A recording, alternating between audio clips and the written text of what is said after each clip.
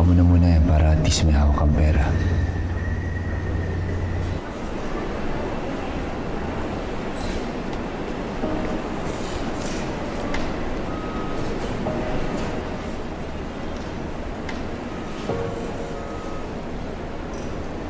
Joyce.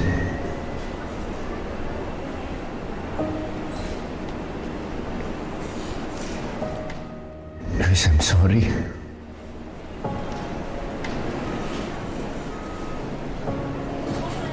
I'm sorry. Kasalanan ko lahat ng tao.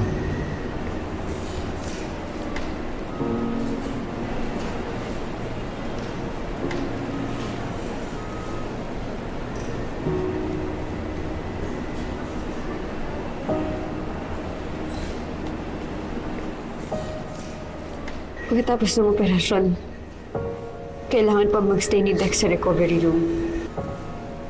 Tapos saka pa lang siya pwede ilipat sa regular room. Bukas pwede na tayo sa tabi niya.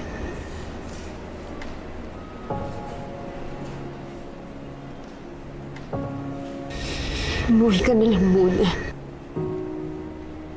Tatawag din lang kami sa'yo kapag may balita. Ako na lang muna may iwan dito.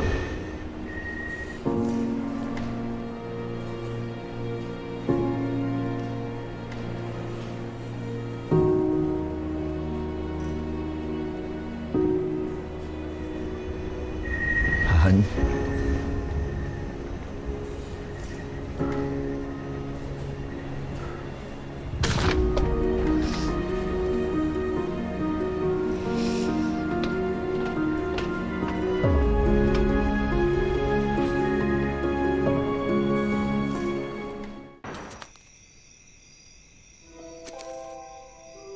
Hindi ka ba nakukonsensya? Wala kang panahon para sa anak mo, pati rin kay Joyce. Yan ba ang buhay na gusto mo para sa kanila? Ipinangako ko sa mama mo. I will give you a good life. Pero ano nangyari? You have turned out to be my biggest disappointment. Hindi ako mapapatawad ng mama mo.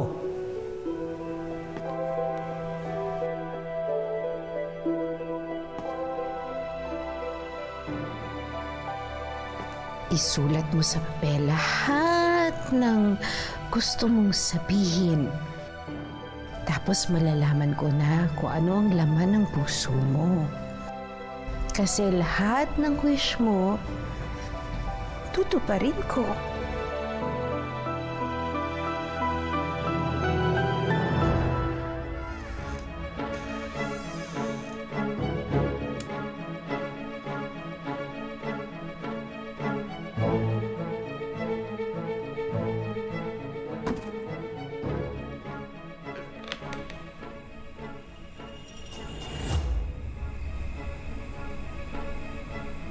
Dear Ma, it's me. I hope na nandito ka. Sana buhay ka pa para personal ako mapag-sorry. For I have become a disappointment.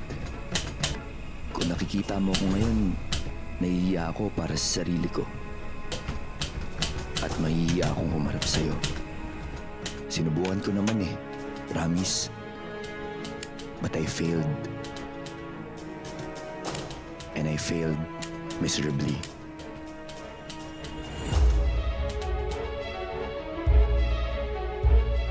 My son is suffering because of me. Dahil sa mga pagkukulang ko bilang ama. Worse, sinaktan ko ang taong mahal ko. Hindi ko na panindigan ang maging mabuting asawa sa kanya. Hindi ko na panindigan na bigyan sila ng magandang buhay. Tama si Dad. Hindi na dapat ako naging parte ng buhay ni Joyce at ng anak ko. Hindi ko na dapat sila nadamay sa kahinaan ko para hindi sila ngayon nahihirapan dahil sa mga failures ko. Kung mabubura ko lang ang nakalipas, kung maibabalik ko lang ang panahon, sana maging masaya na lang si Joyce. Kung pwede kong isulat muli ang aking kwento, hindi ko na sana siya sinundan. Hindi na dapat ako dumating sa buhay niya. Hindi na sana ako nang damay pa ng iba.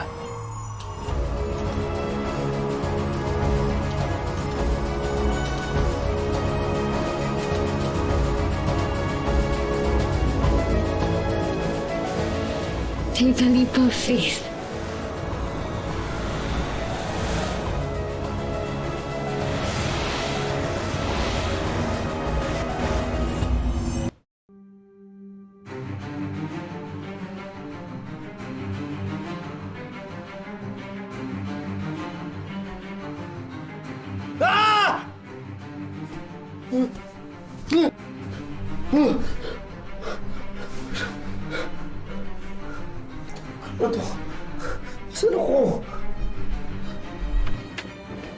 Morning, sir. Are you ready for today?